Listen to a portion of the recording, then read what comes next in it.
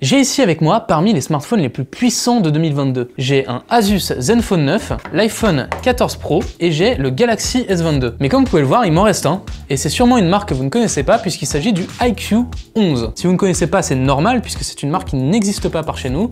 C'est une marque chinoise qui appartient au groupe Vivo. Alors pourquoi il est là et pourquoi on vous le présente? Parce qu'on pense qu'il va être très représentatif des smartphones haut de gamme de 2023. Parce que c'est le premier téléphone qu'on a entre les mains chez Frandroid avec un Snapdragon 8 Gen 2. D'ailleurs, je remercie l'équipe de Vivo qui nous l'a amené bien gentiment et qui attend à côté qu'on ait fini de tourner. Ils nous l'ont amené pour qu'on puisse mettre à l'épreuve vraiment cette puce, qu'on puisse la comparer avec les puces de la génération précédente et pour qu'on puisse voir à quel point les smartphones de 2023 vont être plus puissants. Spoiler, ça risque de faire un peu mal. Alors pour tester tout ça, on a fait simple, on n'est pas non plus dans un test ultra scientifique, mais on a quand même essayé de faire les choses à peu près sur une même base. On est parti sur deux benchmarks, Antutu et 3D Mark, et comme on sait que les benchmarks c'est pas non plus le truc le plus représentatif du monde, on a lancé Genshin Impact tout simplement en réglage graphique maximum et en 60 fps.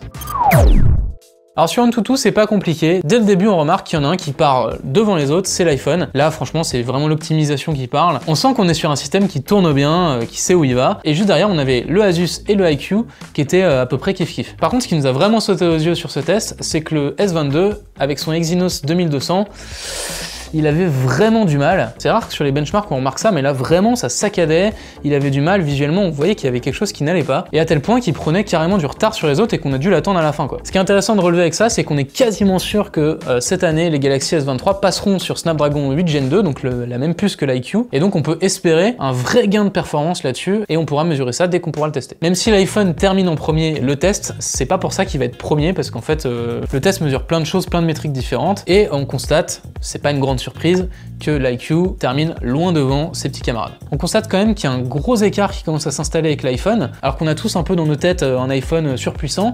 Là on constate quand même que sur le GPU, donc sur la partie graphique, il y a une nette différence. En revanche, par rapport au Snapdragon 8 Plus Gen 1 du Zenfone, on voit que c'est pas non plus éclatant, et qu'en fait les gens qui auront un Snapdragon 8 Plus Gen 1 en 2023, ils s'en sortiront très bien aussi quoi. Et Samsung, parlons-en quand même, ils sont derrière l'iPhone, donc ils ont quand même quasiment 2 générations de retard, on a l'impression quoi. Un autre truc intéressant, c'est de voir que sur la partie CPU, donc processeur, l'iQOO il est pas vraiment devant le Zenfone, il est même un tout petit peu derrière. Bon, c'est un benchmark donc c'est pas non plus ultra précis, mais on voit qu'il faut pas s'attendre dans les usages classiques quotidiens à un bond extraordinaire en performance, c'est plutôt sur la partie graphique où il va y avoir des améliorations. Allez, on passe au deuxième benchmark, c'est 3D Mark Wildlife Extreme, c'est un nom un peu... Non mais Wildlife Extreme, pourquoi il est intéressant et pourquoi on le fait? C'est parce que sur la partie GPU, il pousse un petit peu dans les retranchements les téléphones. Pour vous dire, l'iQOO qui termine quand même premier de ce test, il est que à 22 fps de moyenne. Donc quand même ça charge pas mal. On constate aussi qu'il est bien devant l'iPhone, mais que l'iPhone quand même s'en sort très bien. Il y a que 2 fps en moyenne de différence, donc c'est, comme on vous le disait sur le premier test, mieux, mais c'est pas non plus significatif au point où vous pouvez jeter votre iPhone par la fenêtre. Ne le faites pas d'ailleurs, ça coûte très cher. Bon après ça vaut ce que ça vaut, mais on voit aussi qu'il y a un sacré gain sur la partie GPU par rapport au Zenfone 9.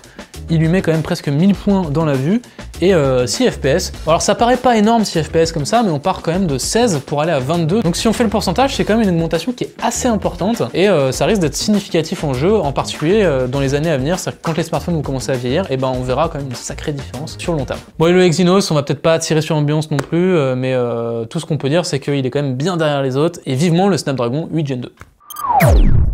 Bon, sur la partie jeu, on a mis tous les téléphones sur le même réglage, je le rappelle, maximum et avec 60 fps. Pourquoi on a fait ça? C'est parce que le seul téléphone des 4 qui peut aller à 120 fps, c'est l'iPhone, et on s'est dit qu'on voulait tous les mettre à peu près au même niveau. Bon, rassurez-vous, ça veut pas dire que ces téléphones sont pas capables d'aller chercher le 120 fps, en théorie, c'est simplement une limitation logicielle, ça veut pas dire qu'il a pas plein de puissance à revendre. Je commence avec le Galaxy S22, donc pour rappel, c'est celui qui en benchmark a fait le moins bon score, notamment sur la partie GPU, mais même sur tout. Donc sans surprise, c'est celui qui s'en sort le moins bien. Quand on tourne la caméra, c'est très laggy, voilà, ça ralentit tout le temps, c'est pas très agréable, et surtout il y a une chauffe très importante à l'arrière.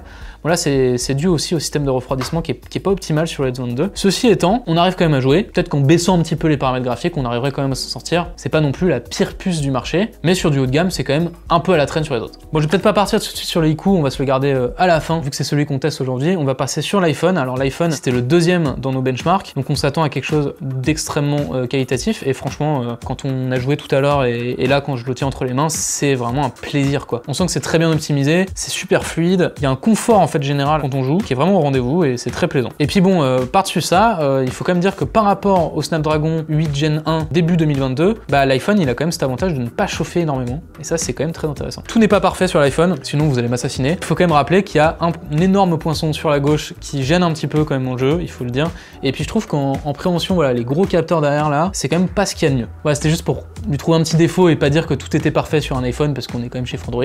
Mais voilà. Ok, on passe au Snapdragon 8 Plus Gen 1. Alors pour rappel, c'est une version un petit peu améliorée du 8 Gen 1, justement qui chauffait un peu moins, c'est pour ça qu'on l'a pris, on s'est dit que c'était quand même plus intéressant pour vraiment comparer avec ce qu'on va avoir cette année. Une première impression là qui me saute aux yeux, c'est un tout petit peu moins fluide que sur l'iPhone, je trouve. Je sais pas à quel point c'est l'écran ou la puce qui joue, mais je pense que la puce a quand même à faire. Soyons clairs, ça reste quand même des années-lumière devant le S22, et ça reste un confort de jeu qui est vraiment au rendez-vous, contrairement au S22.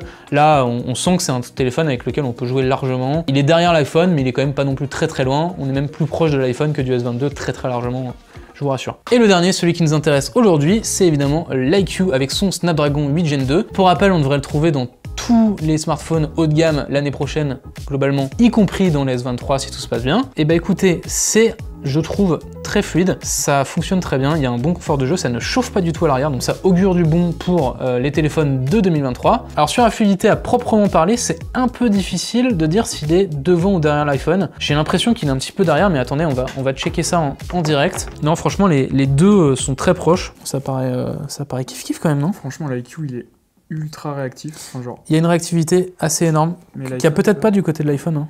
C'est très proche. Peut-être l'iQOO un petit peu devant, mais... C'est pas simple, hein. J'ai envie de dire qu'il y a un meilleur input lag sur l'iQOO. Ouais, mais ça, c'est peut-être un peu l'écran qui joue aussi. Mais c'est peut-être un peu l'écran qui joue aussi. Bah, franchement, l'expérience, elle est pareille. Ouais, les deux sont très confort, en fait. C'est vraiment top sur les deux, en fait. Ouais, j'arrive pas à dire. Bon, bah écoutez, même Robin n'arrive pas à dire, alors. Dernier petit point qui peut permettre de les séparer un peu. Ok, sur la chauffe, peut-être que l'iQOO est très bien refroidi, mais franchement, il est froid. Alors que l'iPhone a quand même pas mal chauffé, là, déjà. Donc, à voir. Peut-être qu'on va avoir une puce vraiment sympa cette année. En tout cas, ça promet. Et on a vraiment hâte de la tester en conditions réelles sur des smartphones qui sortent en France. Rendez-vous peut-être le 1er février avec les S23. On verra.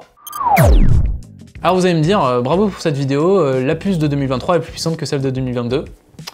Captain Obvious, merci beaucoup. Oui, évidemment, c'est un peu ce qu'on a dit dans cette vidéo, mais ce qui était intéressant, c'était de mesurer à quel point. Surtout, je rappelle qu'en 2022, on a une puce Snapdragon 8 Gen 1 qui avait quand même pas mal de problèmes, qui chauffait beaucoup. L'Exynos 2022 de Samsung qui avait aussi beaucoup de problèmes. Sur le haut de gamme, c'était assez compliqué d'avoir une puce correcte. Là, ce qu'on voulait voir, c'était à quel point on a une puce qui fonctionne dès sa sortie.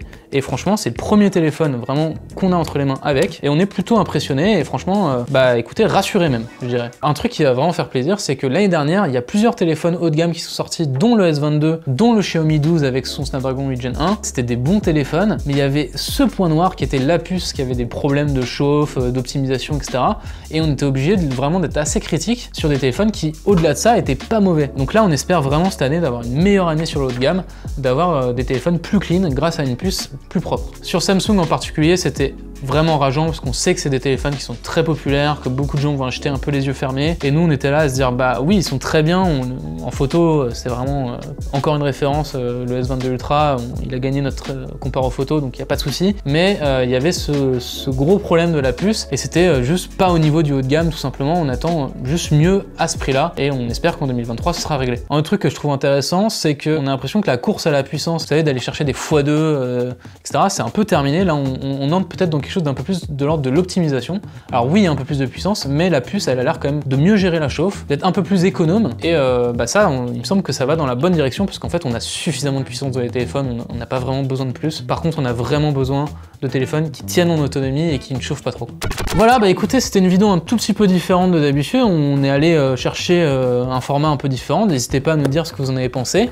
N'hésitez pas à nous dire aussi si j'ai très mal prononcé iQOO pendant toute la vidéo, ça m'intéresse. Bien sûr, comme d'habitude, abonnez-vous, laissez-nous un pouce bleu si ça vous a plu. Allez voir notre Twitch, notre Discord. On est un peu partout maintenant, on est en Discord, donc vraiment allez-y, c'est sympa, c'est en description. Moi je vous dis à très bientôt sur Frandroid, des bisous.